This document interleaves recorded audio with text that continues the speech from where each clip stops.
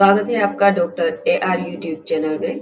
आज का हमारा टॉपिक है औरतों ने बदली दुनिया, जिसके अंदर देखेंगे कि औरतें पहले के समय में कितना स्ट्रगल करती थी और आज के टाइम में उन्हें जो भी छूट-छाट मिली है, औरत और मर्द दोनों को एक बराबर समझा जाता है, तो ये आज की तारीख में संभव हुआ है क्योंकि हमारे पूर्वजों ने बहुत ही संघर्ष किया था।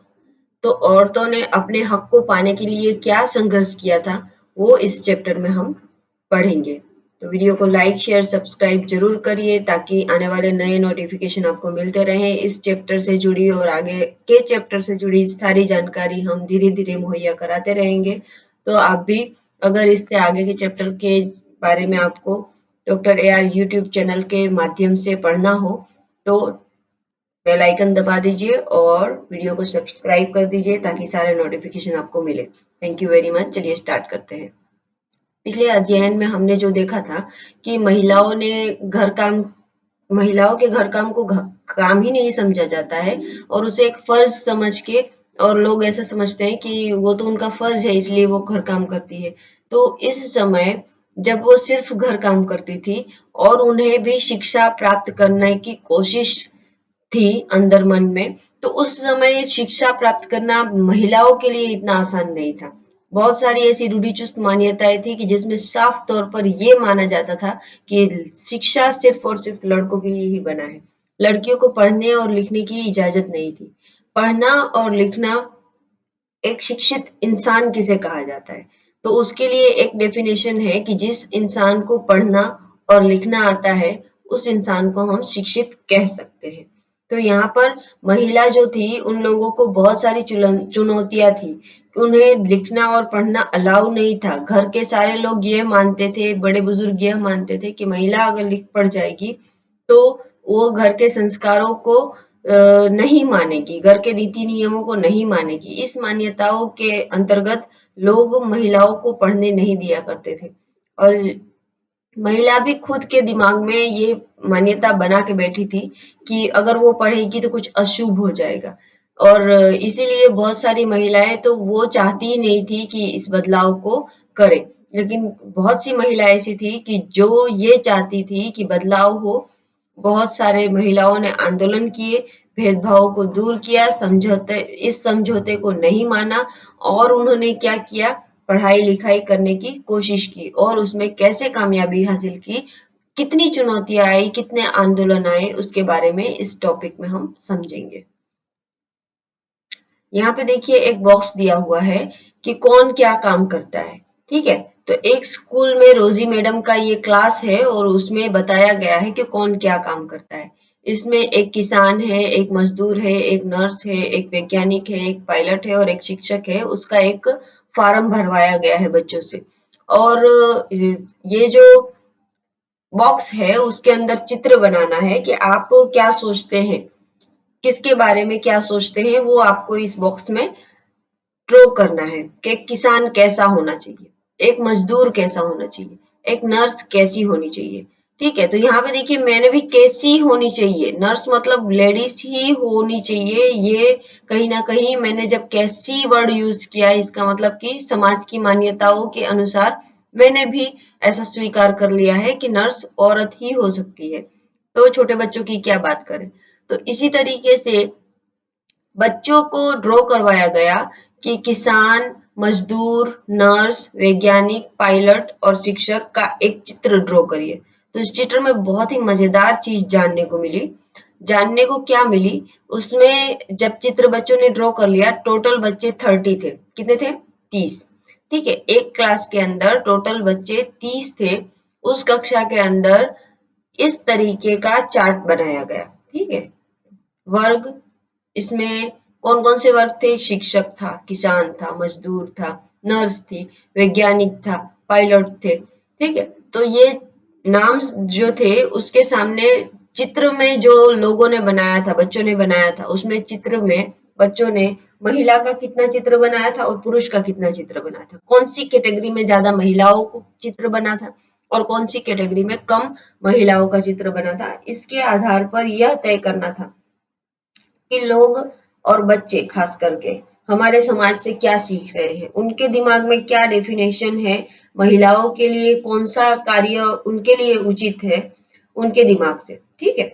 तो इस चित्र के आधार पर ये तय किया गया। यहाँ पे देखिए, औरतें मजदूरी किसान बन के और खेती कर रही है, ठीक है।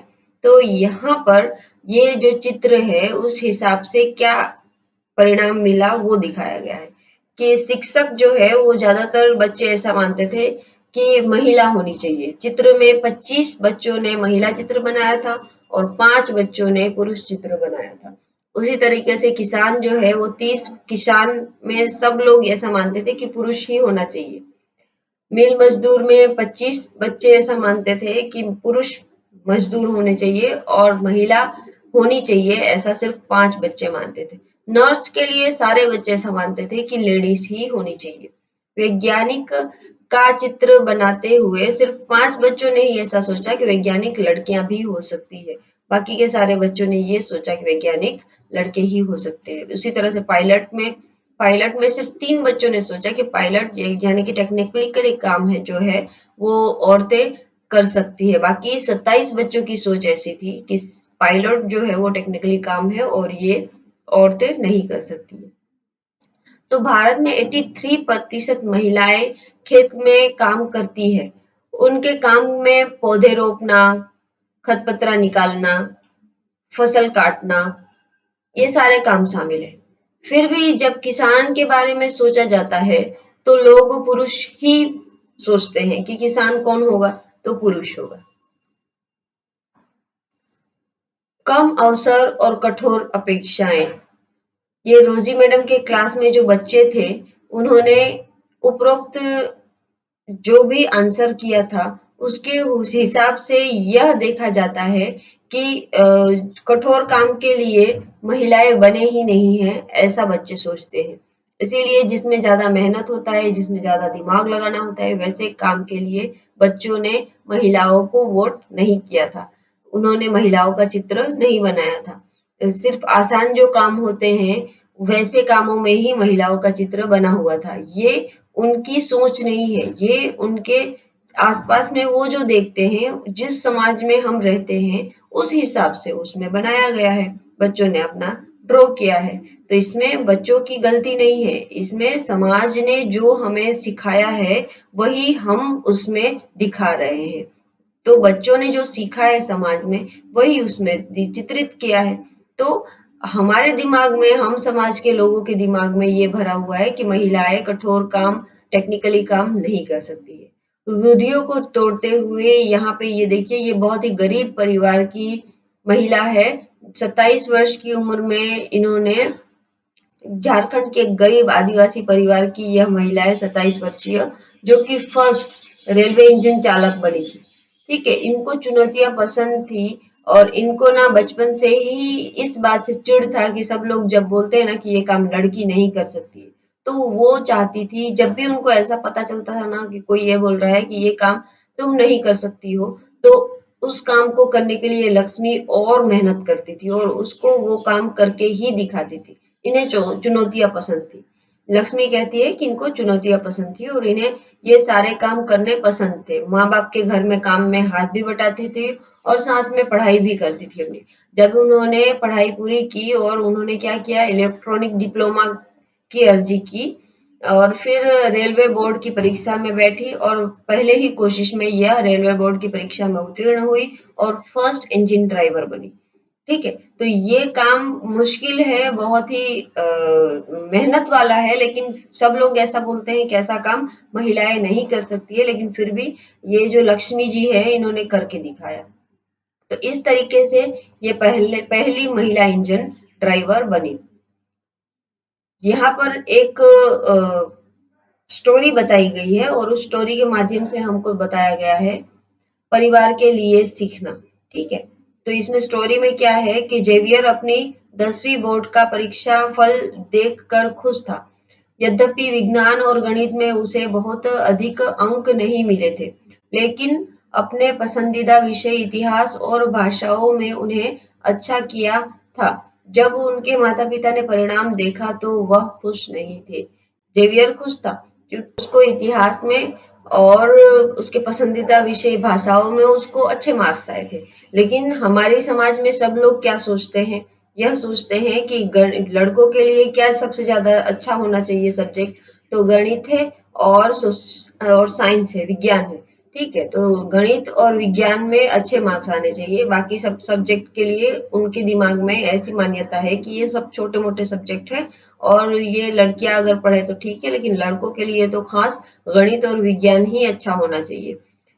तो यहाँ पे जैसे ही उसकी माँ ये रिजल्ट देखती है तो वो बोलती है कि ये तो कोई अच्छा रिजल्ट नहीं है। तो बच्चा बोलता है कि माँ लेकिन मुझे बहुत अच्छा लगता है और ये जो इतिहास है वो भी मुझे मेरा पसंदीदा सब्जेक्ट है। तो माँ बोलती है कि ये सब सब्जेक्ट में कोई थोड़ी ना भविष्य है।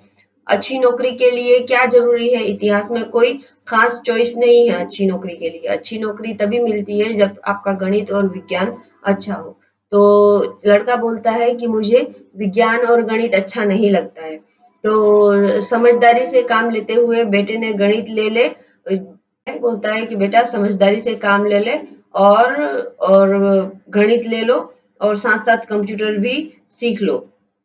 कंप्यूटर सीखने की नौकरी आसानी से मिल जाती है। तो अभी वक्त की जो नजाकत है उस हिसाब से माँ बाप बात कर रहे हैं कि ये सारे सब्जेक्ट जो है वो इजीली होते हैं और इसीलिए ज्यादातर लोग उसमें जाते हैं, लेकिन हमें ऐसा सब्जेक्ट चॉइस करना चाहिए कि जिसमें आपका आगे फ्यूचर हो, ज्यादा फ्यूचर हो, अच्छा फ्यूचर हो, ज्यादा जिसमें पैसे मिल सके।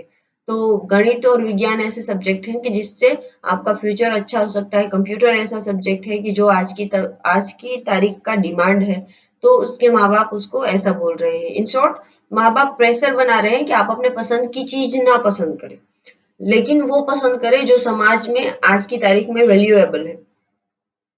ऐसा हमारे घर में हमेशा होता है, हर किसी के घर में होता है कि माँ बाप बच्चों पे ये प्रेशर बनाते हैं कि उनके पसंद का सब्जेक्ट ना लेकर वो सब्जेक्ट ले जो माँ बाप बोलते हैं। लेकिन बच्चे को पढ़ने में कौन सा आसान लगता है, किसमें उसकी रुचि है। इंसान अपने पसंद से अगर कोई काम करता है ना तो उसमें जी तोड़ मेहनत भी करता है और प्लस वो दिल लगा के उसमें काम करता है। लेकिन जिस काम में दिल नहीं लगता है ना वो काम अच्छे से वो करने में निपुण नहीं हो पाता है। तो इसलिए यहाँ पे समाज के दौर को देखते हुए ना उसके माँ बाप गलत है ना ही बच्चा गलत है। माँ बाप इसलिए गलत नहीं है क्योंकि वो उसका अच्छा चाहते हैं, लेकिन गलत वो कहाँ पे है, गलत वहां पे है कि बच्चे को उस चीज में रुचि नहीं है फिर भी वो उसमें डालना चाहते हैं। और बच्चा क्यों गलत नहीं है, क्योंकि बच्चे का दिमाग जो है वो सोशल साइंस में ज्यादा चलता है, बच्चे का दिमाग जो है वो हिस्ट्री में ज्यादा चलता है, बच्चे का दिमाग अन्य भाषाओं में ज्यादा चलता है, तो इसलिए वो भाषा लेना चाहता है। तो उसमें उसकी भी कोई गलती नहीं है। तो 10th जब पास करते हैं उसके बाद आपको 3 चॉइस मिलता है। 3 चॉइस में होता है क्या क्या, कॉमर्स, आर्ट्स, साइंस। अगर आप हिस्ट्री और भाषाओं में ज्यादा पसंद करते हैं तो आप आर्ट्स लेंगे, अगर आपका मैथ्स अच्छा है तो आप लेंगे कॉमर्स, और आपका साइंस अच्छा है तो आप लेंगे साइंस। ठीक है, तो ये 3 सब्जेक्ट के हिसाब से उसमें डिवाइडेशन हो जाता है। तो आप जब 10th पास करेंगे उसके बाद में आपको ये तीनों में से कोई एक चॉइस लेना पड़ेगा, आर्ट्स, कॉमर्स और साइंस, और उसी के अनुसार आप पढ़ेंगे 12वीं। और 12वीं जब पास करेंगे उसके पास ग्रेजुएशन भी, उसके बाद ग्रेजुएशन भी इसी इन्हीं सब्जेक्ट से होता है। तो यहाँ पर बच्चे को आगे बढ़ने के लिए कॉमर्स और साइंस लेने की ज्यादा जोर दी हुई है, और बच्चा जो है वो आर्ट्स के सब्जेक्ट ज्यादा पसंद करता है तो उसे आर्ट्स लेने का मन है। चलिए आगे बढ़ते हैं। सामाजिक एवं राजनीतिक जीवन। यहाँ पर हम ये जो फोटो दिखा रहे हैं, ये जो फोटो है वो किसका है, रमाबाई का एक छोटा सा ये उद्योग है, प्रिंट जिसे हम बोलते हैं कि ये जो होता है न्यूज़पेपर छपता है, तो पेपर छपने के लिए जो प्रिंटर मशीनों का यूज होता है वही प्रिंटर मशीन चलाती हुई यहाँ पे आपको महिलाएं दिख रही है। तो रमाबाई ऐसी स्त्री थी कि जिन्होंने अपने विचार से एक स्कूल बनवाया और इनको स्कूल जाने की इजाजत नहीं थी। इनका सोच ऐसा था कि महिलाओं को पढ़ना चाहिए, लेकिन पढ़ाई लिखाई उस समय में बहुत ही कठिन थी महिलाओं के लिए। कठिन थी मतलब कि पढ़ना बहुत कठिन था। चाहती थी कि पढ़े हम, लेकिन उसकी इजाजत महिलाओं को नहीं थी। बहुत सारी चीजें और बहुत सारी कठिनाइयों का सामना करते हुए जब हवा तूफान चल रहा हो और तूफान की उल्टी दिशा में अगर आप चलेंगे तो आपको क्या होगा, हवा का सामना करना पड़ेगा, तीव्र हवा का सामना करना पड़ेगा। तो उसी सिचुएशन में उस समय की स्त्रियां थी। कब? जब देश आजाद नहीं हुआ था, 1898 के समय की ये रमाबाई पैदा हुई थी। और उस समय जब वो बड़ी हुई तब उन्होंने माहौल जो देखा था वो अपना बयान कर रही है। अपने माता पिता ने उन्हें पढ़ाया लिखाया और सिखाया था। ठीक है, उनके माता पिता जो थे उनको सिखाए थे पढ़ना लिखना। उनके माता पिता पढ़े लिखे थे, संस्कृत पढ़े लिखे थे, और ये फर्स्ट औरत है कि जिन्होंने संस्कृत में पढ़ना लिखना सीखा था। और इसीलिए रमाबाई को पंडिता भी कहा जाता है, क्योंकि इन्होंने संस्कृत में पढ़ाई की थी। इन्हें पुणे के पास खंडवा गांव में एक मशीन स्थापित किया था, जिसका फोटो ऊपर आपको दिखाया जा रहा है, जिसमें विधवा स्त्रियां और गरीब स्त्री जो होती है वो पढ़ने लिखने तथा स्वतंत्र होने की शिक्षा इनको दी जाती है। उनकी लड़की से सॉरी, उनको लकड़ी से चीजें बनाने की, छाप खाना चलाने की जैसी कुशलताओं को सिखाया जाता है। तो इस तरीके से वर्तमान में भी लड़कियों को काम ही सिखाई जाती है। ऊपर बाएं हाथ में जो तस्वीर है वो छाप खाने की है। तो लड़कियों की जो सोच है उसको बदलने के लिए कि कुम्हार, पहले क्या था कि कुम्हार का बेटा कुम्हार ही बनेगा, बुनिया का बेटा बुनकर का बेटा बुनकर ही बनेगा, यानी कि वस्त्र बुनने वाला। ठीक है, तो जो इंसान जो काम करता था वही काम अपने बच्चे को सिखाता था। लेकिन आज का समय ऐसा नहीं है। एक गरीब रेड़ी चलाने वाला इंसान भी अपने बेटे को पढ़ा लिखा के और अफसर बनाना चाहता है। तो ये समय और वो समय में ये अंतर था कि उस समय लोग परिवर्तन को इतनी जल्दी स्वीकारते नहीं थे, और उस समय लोग ये मानते थे कि लड़कियों का काम सिर्फ घर का काम, चूल्हा चक्का चलाना है, और कोई सिलाई बुनाई करना है, और कोई काम लड़कियों के लिए, औरतों के लिए होता ही नहीं है।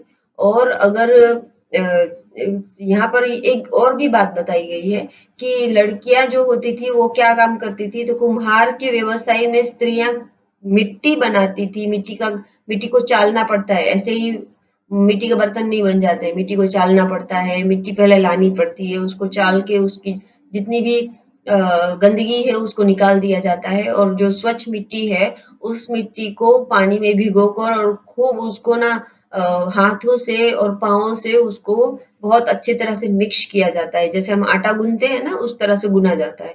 और उसके बाद जब वो मिट्टी अच्छी तरह से एकदम चिकनी हो जाती है तब उसको चाक पे चढ़ा के और जो मटका है या फिर कोई भी बर्तन है उस पे बनता है, शेप उसको प्रॉपरली दिया जाता है।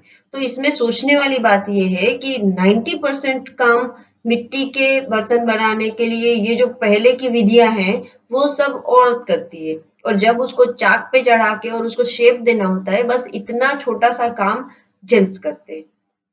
तो इस समय ये सोचने वाली बात है कि औरतें जब मिट्टी ला सकती है, उसको चाल सकती है, उसको उसको चाल सकती है, उसको अच्छे से बुन सकती है, तो क्या उसको शेप नहीं दे सकती है? लेकिन हर छोटे काम के लिए महिला बनी है और मेन काम के लिए पुरुष बने हैं, ये हमारे दिमाग में छपा हुआ है, और ये ही सोच को लेकर लोग काम भी करते हैं।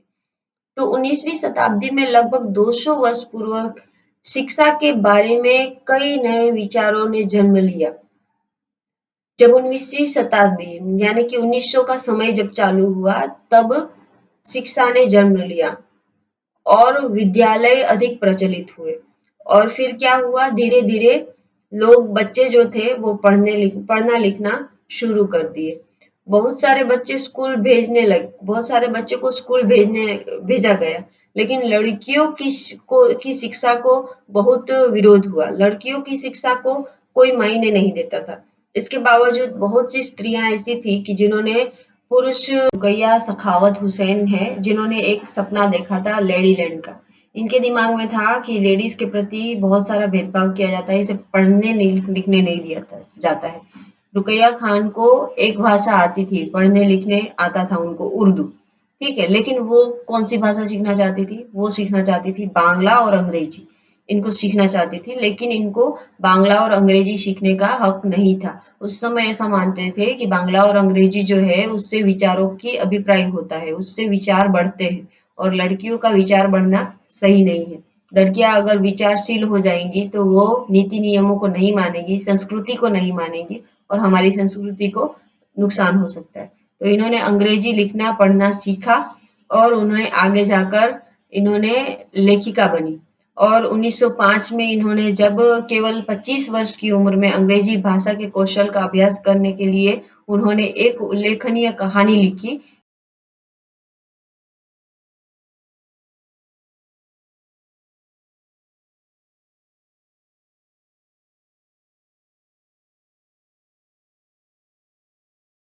जिस सपने में उन्होंने एक लैंड देखा, उस सपने में लेडी लैंड का एक उदाहरण दिया कि ये सुल्ताना, मतलब ये इन्होंने खुद के विचार व्यक्त किए हैं कि एक सुल्ताना नामक औरत है कि जो लेडी लैंड बनाती है। उस लेडी लैंड के अंदर उनको सब कुछ करने की छूट है, जो रियल समाज में लड़कियों को करने की छूट नहीं है।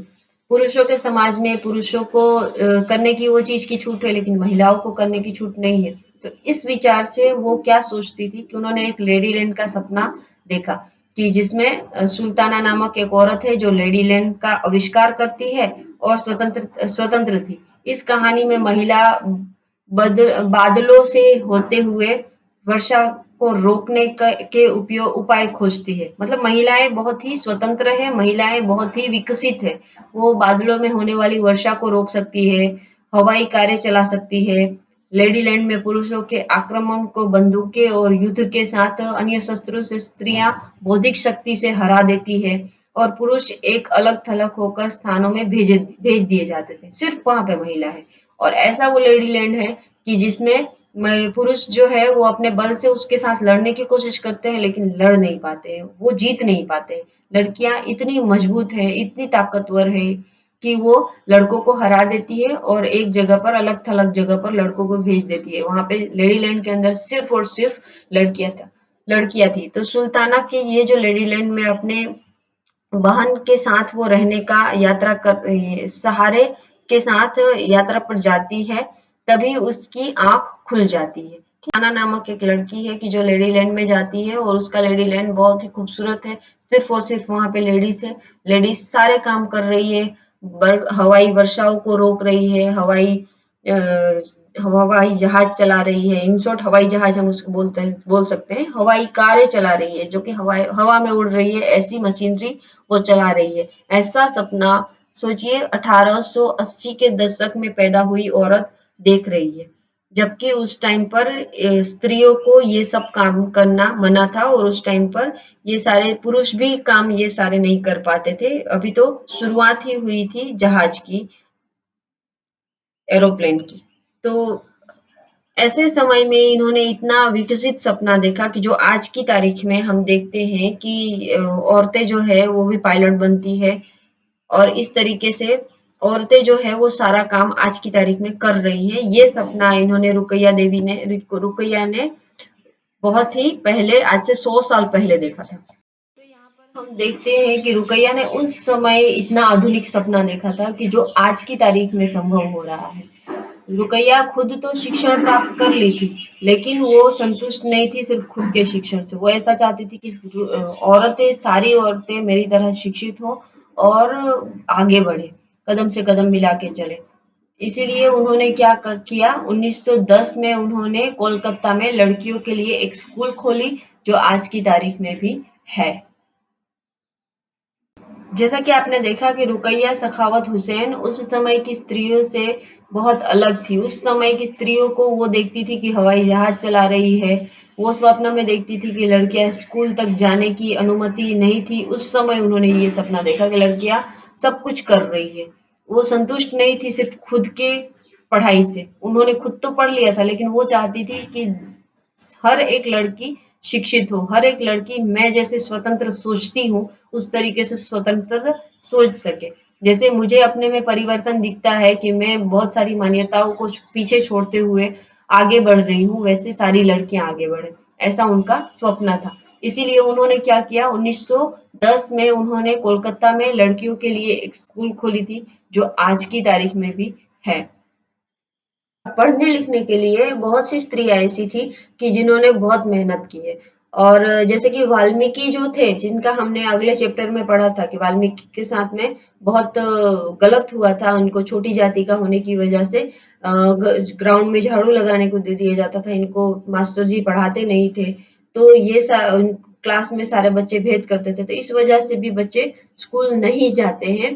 तो बहुत सारी वजह ऐसी थी कि जिससे बच्चे स्कूल नहीं जाते थे। क्लास दूर होने स्कूल दूर होने की वजह से भी बच्चे स्कूल नहीं जाते थे। बहुत सारी ऐसी वजहें थी कि जिसकी वजह से बच्चे स्कूल होने के बावजूद भी बच्चे स्कूल जाना पसंद नहीं करते थे। तो इसी तरह से एक स्टोरी हम सुनेंगे राज सुंदरी देवी की, जो 1800 में पैदा हुई और 1890 में उनका देहांत हुआ। ये राज सुंदरी कौन थी? तो ये 200 वर्षों पूर्व पश्चिम बंगाल में पैदा हुई थी। 60 वर्ष की अवस्था में उन्होंने बंगला भाषा में अपनी आत्मकथा लिखी थी। ऑटोबायोग्राफी उन्होंने अपनी जब लिखी, तब उन्होंने आत्मकथा में लिखा था कि उनको पढ़ने के लिए कितना संघर्ष करना पड़ता था। इन्होंने अपने जीवन के बारे में लिखा कि भारतीय महिलाओं द्वारा लिखित पहली आत्मकथा यह थी इनकी। राज सुंदरी देवी ऐसा लिखती थी कि ये एक धनवान परिवार की गृहिणी थी। उनको बहुत पढ़ने लिखने का शौक था, लेकिन लोग ऐसा मानते थे कि अगर लड़की पढ़ना लिखना सीख जाएगी तो उसका वो अपने पति का दुर्भाग्य लाती है और वो जल्दी विधवा हो जाएगी, उसके पति की मृत्यु हो जाएगी। सुनिए, कितना भयंकर इंसानों के दिमाग में गंदगी भरा हुआ था, अंधश्रद्धाओं में घिरा हुआ था। आज की तारीख में ऐसा हम किसी को बोलेंगे तो लोग हंसेंगे ना, हंसेंगे ना बिल्कुल।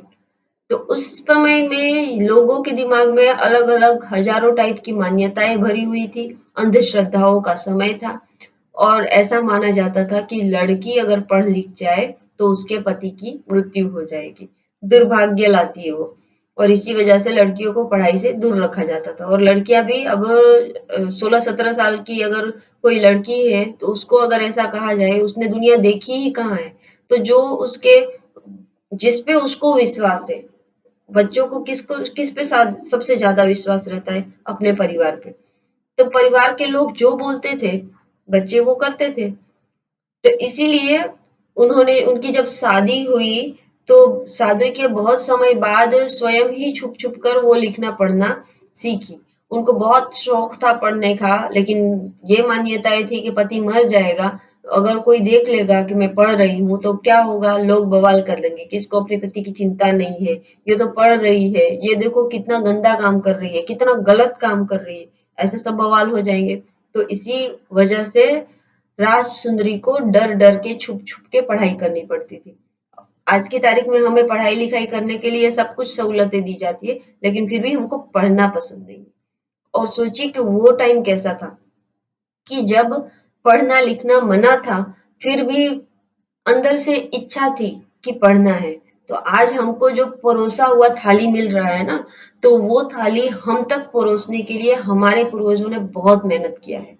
तो प्लीज आप सब भी पढ़ाई लिखाई में बहुत ध्यान दीजिए, अपने माँ बाप का सपना पूरा करने की पूरी कोशिश कीजिए। चलिए आगे बढ़ते हैं। तो ये जो रास सुंदरी है, वो रास सुंदरी ने अपना जीवन कथा जो लिखा उसमें लिखा कि उनको पढ़ने लिखने का बहुत शौक था, लेकिन जब भी वो पढ़ने लिखने की कोशिश करती थी उनको डर लगता था कि कहीं लोगों की कही बात सच ना हो जाए। इसीलिए ये खुद को ये सोचती थी कि मुझे क्यों ऐसा लगता है कि मुझे पढ़ना चाहिए, मुझे नहीं पढ़ना है, ऐसा वो अपने मन को समझाती थी। लेकिन वो अपने आप को रोक नहीं पाई पढ़ने से। उन्होंने एक दिन सपने में देखा। क्या देखा? उन्होंने सपने में देखा कि चैतन्य भगवान की स्टोरी वो पढ़ रही है। चैतन्य भगवान की आत्मकथा जो है, जीवनी जो है, वो पढ़ रही है। दूसरे दिन वो सुबह में इस सपने के बारे में सोच रही थी और रसोई बना रही थी। तो रसोई में जब भोजन बना रही थी, तब उन्होंने अपने पति से अपने बेटे से उन्होंने अपने पति की आवाज सुनी और उनके पति क्या कर रहे थे, उनके पति अपने बड़े बेटे से बोल रहे थे कि मैंने जो चैतन्य भगवान वहां छोड़ा है, जब मैं मांगू तुम उससे मुझे अंदर ले आना, ठीक है। तो उन्होंने उस पुस्तक के बारे में जिक्र किया। जैसे ही इन्होंने सुना, इन्होंने कहा कि अरे मैंने सपने में भी यही पुस्तक के बारे में देखा था ना। तो उनको और ज्यादा उत्सुकता हुई। जब आप कोई सपना देखते हैं और फिर जब उठते हैं और उसी के बारे में आसपास में जिक्र सुनते हैं, तो आपको उस दिशा में दिमाग दौड़ने लगता है कि क्या मेरा ये सपना सच तो नहीं है। तो उसी तरह से इनके साथ भी हो रहा है। तो इन्होंने क्या किया, इन्होंने चुपचाप एक पेज उस पुस्तक से फाड़ लिया। जब उन्होंने वो पुस्तक से एक पन्ना निकाल लिया, अब तो पन्ना निकाल लिया है, लेकिन अब उसको चैतन्य भगवान का पुस्तक जो है, उस जीवनी का पुस्तक के अंदर से एक पेज तो निकालिए, लेकिन पढ़ेंगे कैसे? ये तो एक बड़ी समस्या है ना, पढ़ना तो आता ही नहीं है। तो इन्होंने क्या किया, उनका बेटा जो था वो लिपि अक्षरों का कैसे अक्षर लिखते हैं ना, कैसे बनाते हैं, क कैसे बनाते हैं, ख कैसे बनाते हैं, उन क ख ग घ लिखने का उनका शुरुआत था उनके बड़े बेटे का। तो उस समय उन्होंने क्या किया, अपने बड़े बेटे के पुस्तक में से भी एक पेज निकाल लिया कि इसको क बोलते हैं, इसको ख बोलते हैं, इसको ड बोलते हैं। वो अक्षरों वाला पेज भी उन्होंने एक निकाल लिया। अब क्या करती वो, पहले तो पूरा दिन इनको काम करना पड़ता था घर का, बच्चों की देखभाल करनी पड़ती थी, इनके पास समय ही नहीं रहता था कि वो पढ़ाई लिखाई कर सके। लेकिन फिर भी अंदर से जो पढ़ने का कीड़ा था ना, वो जबरदस्त था। तो इन्होंने क्या किया, अधिकतम काम के समय के बाद जब वो पूरा काम कर लेती थी, थक हार के जब उनको सोने का टाइम मिलता था, उस टाइम पर वो बैठकर अक्षरें मिलाती थी। वो क ख ग घ का अक्षर और चैतन्य भगवान के जीवनी का अक्षर, ठीक है। इस तरीके से अक्षर मिला मिला के वो धीरे धीरे धीरे बहुत सारी कोशिशों के बाद, लंबे अरसे के बाद वो पढ़ना और लिखना सीख गई। रास सुंदरी देवी को अक्षर ज्ञान पता चल गया और उन्होंने चैतन्य भगवान पूरा पढ़ा, मतलब कि उसका जो पुस्तक, वो जो पुस्तक था, वो उसको पढ़ने का अवसर मिला। स्वयं अपने लेखन से उन्हें संसार को उस समय की स्त्रियों के जीवन के बारे में उन्होंने बताया कि लिखने पढ़ने का मेरा अनुभव क्या था, ठीक है। इन्होंने अपने राज सुंदरी देवी ने अपना लिखने पढ़ने का कितना कठिन और क्रूरता भरा जीवन उन्होंने गुजारा था। इनको खाने पीने का भी समय नहीं रहता था। ऐसे टाइम में इन्होंने पढ़ाई लिखाई सीखी। हमें तो सब कुछ पिरोसा होता है, लेकिन फिर भी हमको उस पढ़ाई लिखाई की ना कदर होती है और ना हमको पढ़ने का मन करता है। मम्मी प्लीज ना थोड़ी देर और टीवी देख लूं, मम्मी प्लीज ना थोड़ी देर और खेल लूं। और जो बच्चे ऐसा नहीं बोलते हैं, जिनको सच में पढ़ना लिखना अच्छा लगता है, उनके लिए भी ये बातें मायने रखती है। और जो बच्चे पढ़ना लिखना पसंद नहीं करते, उनके लिए भी ये बातें मायने रखती है। ऐसा नहीं है कि सारे बच्चे ऐसा करते हैं, लेकिन बहुत सारे बच्चे चंचल होते हैं, ठीक है। अभी खेलने की उम्र है, तो बिल्कुल स्वाभाविक सी बात है कि खेलना पसंद है, लेकिन खेलने के साथ में पढ़ाई भी जरूरी है। राज सुंदरी देवी के ये इनके अनुभव से हमें ये सीखना चाहिए कि उनके जितना कठिनाई हमारी जिंदगी में नहीं है, तो हमें पढ़ाई लिखाई को ज्यादा महत्व देना चाहिए। आगे बढ़ते हैं। वर्तमान समय में शिक्षा और विद्यालय।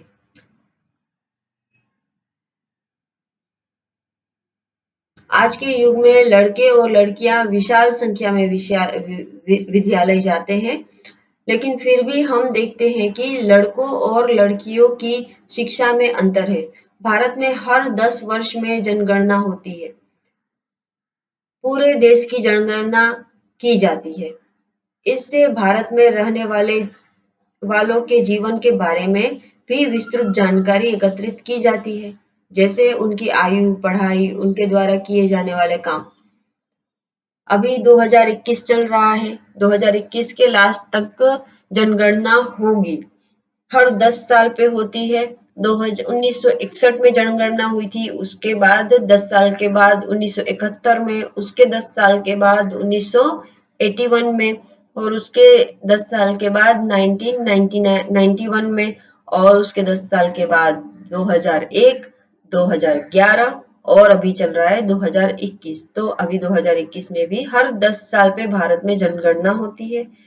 ये जनगणना के अंदर भारत के लोग कितने विकसित हैं, कौन सी संख्या में है, लड़के कितने हैं, लड़कियां कितनी हैं, काम करने वाले व्यक्ति कितने हैं, जिनके पास कोई काम नहीं है वैसे व्यक्ति कितने हैं, यानी कि पूरा बायोडेटा कि व्यक्ति कितना काबिल है, कितना पढ़ा लिखा है, उनके जीवन के बारे में सारी जानकारी, हमारे भारत के प्रत्येक लोगों के जीवन के बारे में सारी जानकारी उसमें लिखाई जाती है और उस जनगणना से पता चलता है कि हमारा भारत कितना विकसित है। तो ये प्रत्येक 10 साल पे होता है, जिसमें पता चला कि 1961 की जनगणना जब हुई थी तब पता चला कि 7 वर्ष और उससे अधिक आयु के बच्चे 40% शिक्षित थे और 15% महिलाएं जो थी वो शिक्षित थी। 2061 में सिर्फ 100 बच्चों में से 15 बच्चे ही शिक्षित थे महिलाओं में। अगर 100 महिला है तो उसमें 15 महिला ही शिक्षित थी और उसी तरह से अगर 100 लड़के हैं तो 100 लड़कों में से सिर्फ 40 लड़के ही शिक्षित थे। मतलब कि 100 में से 40 लड़के ही शिक्षित थे, 40% और महिलाओं का 15% ही शिक्षित था। 2011 अभी लास्ट जो जनगणना हुई थी वो 2011 में हुई थी। उसके अनुसार 82% लड़के जो थे वो शिक्षित थे और 65% लड़कियां जो थी वो शिक्षित थी। मतलब कि शिक्षा की प्रमाण बढ़ा है लेकिन इतना नहीं बढ़ा है। अभी भी 35 लड़कियां जो है वो शिक्षित नहीं है। हर 100 लड़कियों में 65 लड़कियां शिक्षित है और 35 लड़कियां अशिक्षित है। लेकिन लड़कों की शिक्षण का प्रमाण 100% अभी नहीं हुआ है, ना लड़कों का और ना लड़कियों का। यहाँ पर दिया गया है कि मुस्लिम और SC ST यानी कि अनुसूचित जाति और अनुसूचित जनजाति की जो लड़कियां हैं उन्हें पढ़ाई लिखाई में क्या दिक्कतें होती है। तो देख सकते हैं कि सब यानी कि अनुसूचित जाति, अनुसूचित जनजाति और सारी लड़कियां, इनका स्तर यहाँ पर दिया हुआ है कि स्कूल का स्तर यानी कि 1 से 5 में कितनी बड़ी लड़कियां पढ़ने जाती है और कितने लड़के पढ़ने जाते हैं, उच्च प्राथमिक शिक्षा कितने प्राप्त करते हैं और माध्यमिक शिक्षा कितने प्राप्त करते हैं। यहाँ पर हमको बताया गया है कि मुस्लिम घर की लड़कियां और मुस्लिम घर की लड़कियां मुख्य रूप से सिर्फ 3 साल ही स्कूल जा पाती है और अन्य घर की लड़कियां, अन्य समुदाय की लड़कियां 4 साल तक स्कूल जा पाती है। सोचिए 3 साल और 4 साल क्या होता है। तीसरी और चौथी क्लास पढ़ने के बाद माँ बाप उसको शिक्षा नहीं प्राप्त करने देते हैं। शिक्षा लेने के लिए उसको काबिल नहीं समझते, वहां से उठवा लेते हैं।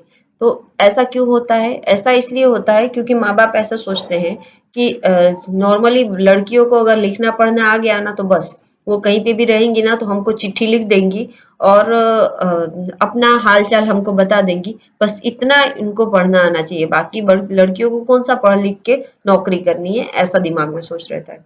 और भी बहुत सारी तकलीफें रहती है। दलित आदिवासी विस्तार की जो मुस्लिम वर्ग की बच्चियां हैं उनको स्कूल छुड़वाने का कारण ये भी होता है कि अगर स्कूल दूर है तो लाने ले जाने की तकलीफ। अगर उनको स्कूल में भेजा गया तो उस समय उनको और अन्य अन्य लाने ले जाने की तकलीफ तो होती ही है। साथ में अगर गरीब परिवार है तो उनके पास इतना पैसा नहीं होता है कि वो अपने सारे बच्चों को पढ़ा पाए। तो उस समय वो क्या करते हैं, बच्चों में चॉइस करते हैं कि फलाने बच्चों को, मतलब मेरे 3 बच्चे हैं उसमें से 2 लड़कियां हैं और 1 लड़का है, तो सिर्फ लड़कों को ही वो स्कूल भेजेंगे और लड़कियों को स्कूल नहीं भेजेंगे ताकि उसका पैसा बच सके। तो सपोज मैं उदाहरण देती हूँ कि अगर मैं आदिवासी परिवार से हूँ, मेरे 3 बच्चे हैं, 2 लड़कियां हैं, 1 लड़का है, तो 2 लड़कियों को स्कूल नहीं भेजूंगी, 1 लड़के को स्कूल भेजूंगी। तो ये गलत सोच है। अगर ऐसा सोच रखते हैं तो बहुत ही गलत सोच है। तो ऐसे इन सब परिस्थितियों में बच्चों को स्कूल, और बहुत सारी परिस्थितियां ऐसी होती है कि माँ बाप कमा नहीं सकते हैं तो बच्चों को भी काम पर लगा देते हैं। तो निर्धन होने की वजह से भी बच्चों को स्कूल छोड़ना पड़ता है। स्कूल छोड़ के और कुछ जीवनी कमाने की कोशिश करनी पड़ती है, छोटे बड़े काम में लगना पड़ता है। ओम प्रकाश वाल्मीकि के साथ में जो हुआ था वो हमने आगे चैप्टर में हमने देखा था कि उनके साथ में कैसा भेदभाव हुआ था और उसकी वजह से उनको स्कूल के अंदर बहुत कुछ सहन करना पड़ता था। ऐसा अगर कहीं सहन करना पड़ रहा है तो उसकी वजह से भी बच्चे स्कूल जाना पसंद नहीं करते हैं। तो बहुत सारे कारण हैं स्कूल ना जाने के।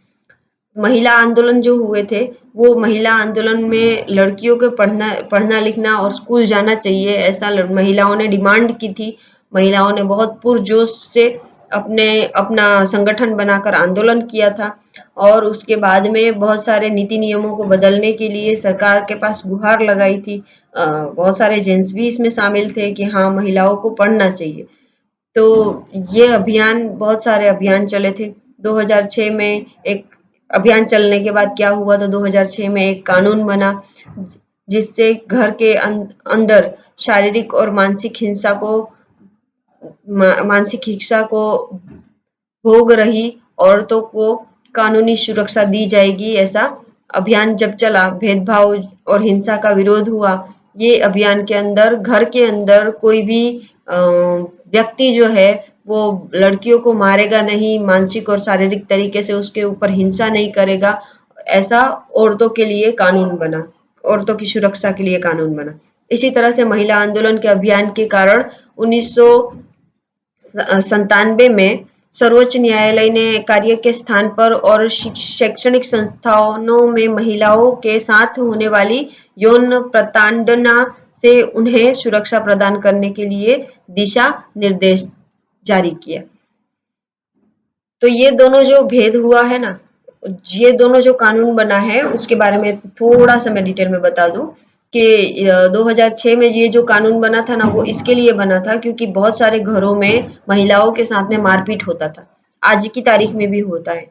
तो इसके ऊपर कोई कानून नहीं था। लोग ऐसा मानते थे कि महिला महिला के घर के अंदर जब उसका पति उसको मारता है तो वो उसका पति है, तो पति पत्नी के बीच की बात है, तो पति जो चाहे वो महिला के साथ कर सकता है, ऐसा लोगों का सोच था। लेकिन 2006 में एक कानून बना कि महिला उसके घर की पत्नी है, उसके घर की एक सदस्य है, तो इसका मतलब ये नहीं है कि सदस्य के साथ कुछ भी वो कर सके, उसके ऊपर भी प्रतिबंध लगेगा।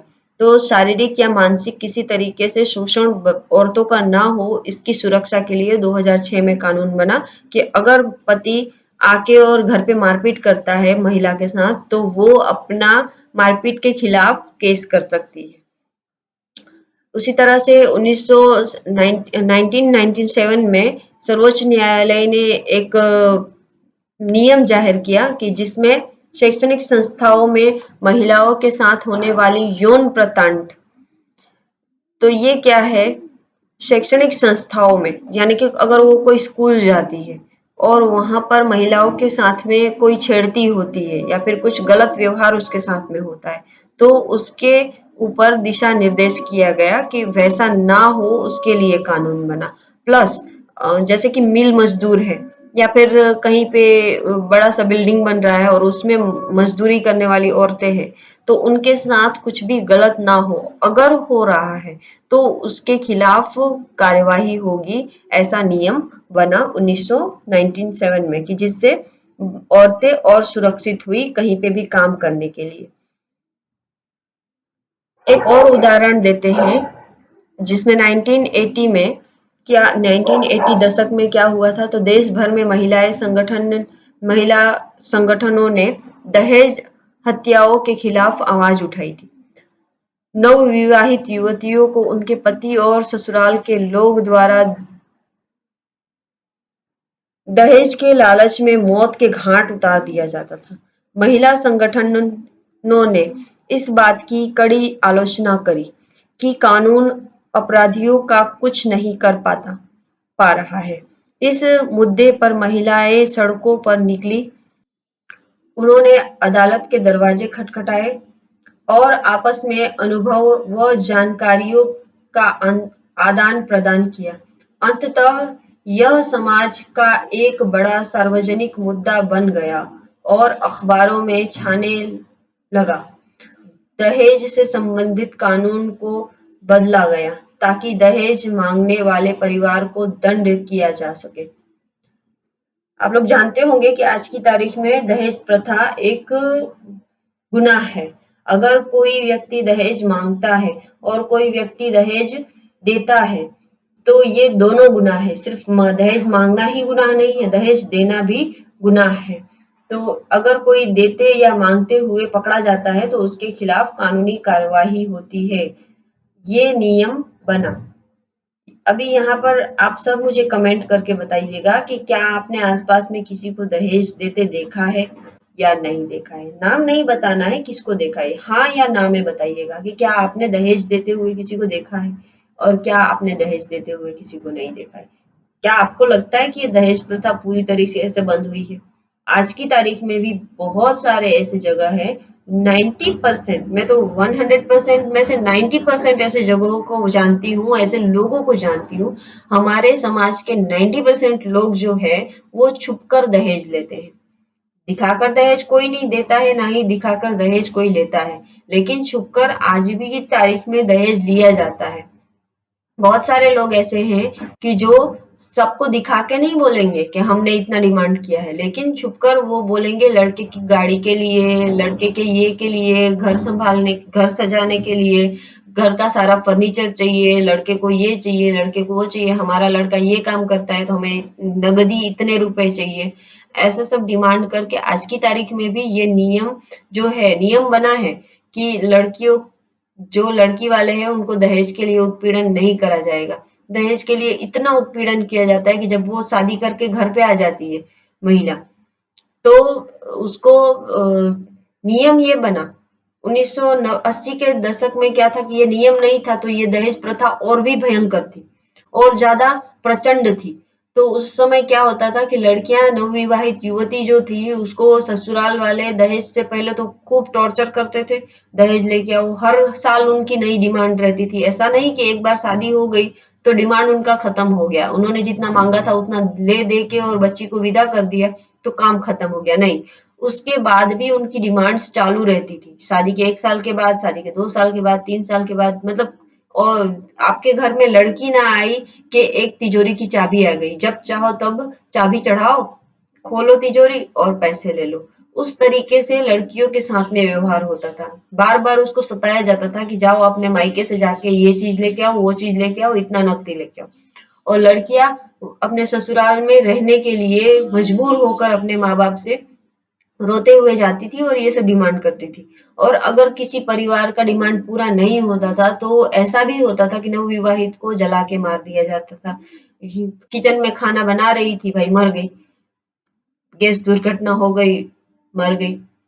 किचन में खाना बना रही थी, हाथ में छुरी लग गई, मर गई।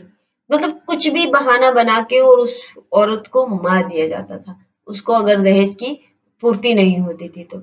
फिर बच्चे का दूसरा शादी करवाएंगे, फिर से दहेज मांगेंगे। तो ये सिचुएशन थी हमारे समाज की 1980 के दशक में। बहुत ही दहेज प्रथा प्रचंड रूप से बढ़ी हुई थी। तो इस दहेज प्रथा को रोकने के लिए कायदा बना कि दहेज लेना और देना दोनों अपराध है। तो जब ये कायदा बना तो क्या हुआ, इस कायदे की वजह से दहेज लेना और देना खुलकर, जो दहेज प्रथा चल रही थी वो दहेज प्रथा रोक दी गई। आज की तारीख में भी दहेज मांगते हैं लोग, लेकिन जो मांगता है उसको भी सजा होती है और जो देता है उसको भी सजा होती है। लेकिन छुपकर आज की तारीख में भी ये हो रहा है, चल रहा है। जागरूकता बढ़ाना, आगे बढ़ते हैं क्योंकि दहेज प्रथा का तो बहुत लंबा अगर विचार किया जाए तो इसमें बहुत सारी बातें हो सकती है। तो हम इस बातों के बारे में अभी पूर्ण विराम रखते हैं, अल्प विराम रखते हैं और बाद में हम इस टॉपिक को फिर से चर्चा करेंगे आगे, अगर टॉपिक ये वापस आएगा तो। जागरूकता बढ़ाना, औरतों के अधिकारों के संबंध में समाज में जागरूकता बढ़ाना भी महिला आंदोलन का एक प्रमुख कार्य है। गीतों, नुक्कड़ नाटकों व जनभावों के माध्यम से वह अपने संदेश लोगों के बीच पहुंचाते हैं। औरतों के प्रति जागरूकता बढ़ाएं कि औरत जो है उसके लिए हमें अच्छे विचार रखने चाहिए, उसके लिए लोगों को विचार बदलने के लिए क्या करना चाहिए, तो इस तरीके का नाटक करना चाहिए। गीत, बहुत सारे गीत ऐसे हैं कि जो औरतों पर बने हैं, नारी शक्ति पर बने हैं, नारी कितना सारा घर का काम करती है और उसका क्या क्या रोल है वो बताते हुए चित्र बनाने चाहिए। ऐसे सब काम करके और आप औरतों को न्याय दिला सकते हैं।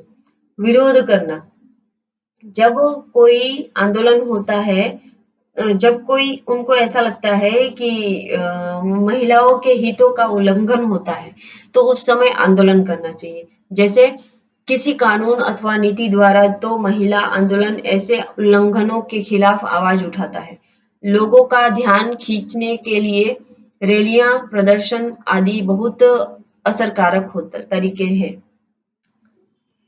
यहाँ पर साइड में आप चित्र देख रहे हैं, ये हर साल 14 अगस्त को बाधा में भारत पाकिस्तान की सीमा जो है ना, वहां पर हजारों लोग इकट्ठे होते हैं और एक सांस्कृतिक छोटा सा कार्यक्रम आयोजित होता है। उसमें इस तस्वीर में भारत और पाकिस्तान के लोगों के बीच बंधुत्व का प्रदर्शन हुआ था। इसी दिन हमारा देश आजाद हुआ था। भारत भी आजाद हुआ था और पाकिस्तान भी आजाद हुआ था, लेकिन दो टुकड़ों में बंट के हुआ था। तो पहले भारत पाकिस्तान 14 अगस्त के पहले भारत और पाकिस्तान एक ही देश था, भारत। लेकिन जब आजादी मिली तो पाकिस्तान अलग देश बन गया और भारत से अलग हो गया। तो उस दिन को भारत और पाकिस्तान के लोग वाघा बॉर्डर पे बैठकर और एक सांस्कृतिक कार्यक्रम आयोजित करते हैं, और महिलाएं जो है वो जलती मोमबत्तियां लेकर और इस चित्र में फोटो निकलवाई है। देखिए यहाँ पर बंधुत्व व्यक्त करना, ये टॉपिक का नाम है। न्याय के अन्य मुद्दों व औरतों के साथ बंधुत्व व्यक्त करना भी महिला आंदोलन का हिस्सा है। एक अगर औरतों के साथ न्याय नहीं हो रहा है, अन्याय हो रहा है, तो उसको रोकना तो काम है ही, लेकिन न्याय के अन्य मुद्दों के साथ में औरतों का साथ बंधुत्व व्यक्त करना भी महिला आंदोलन का एक हिस्सा है। 8 मार्च अंतर्राष्ट्रीय महिला दिवस माना जाता है, 8 मार्च को, और दुनिया भर में औरतें अपने संघर्षों को ताजा करने और जश्न मनाने के लिए इकट्ठा होती है। 8 मार्च को और कौन-कौन से कार्य होते हैं, आपके ध्यान में अगर कोई कुछ हो तो हमको बताइएगा। यहाँ पर अपना जो ये चैप्टर है वो खत्म होता है, और महिला शक्ति के लिए सबको अपने तरीके से साथ सहकार देना चाहिए, ऐसा इस चैप्टर में बताया गया है। महिलाओं की इज्जत करनी चाहिए। महिला जो है वो हमारे समाज का ही हिस्सा है, तो उसे नीचा नहीं समझना चाहिए। कहीं पे भी आप आओ जाओ तो उसको रिस्पेक्ट देनी चाहिए। ऐसा हम इस चैप्टर में सीखे। चलिए आज तक के लिए इतना ही, दीजिए इजाजत। Doctor A our YouTube channel पे हमेशा बने रहिए। वीडियो को लाइक शेयर सब्सक्राइब जरूर कीजिए। नए हैं तो सब्सक्राइब का बटन जरूर से दबाइए ताकि आपको नए नोटिफिकेशन मिलते रहे। कोशिश पसंद आए तो जरूर से लाइक कीजिएगा। Thank you very much.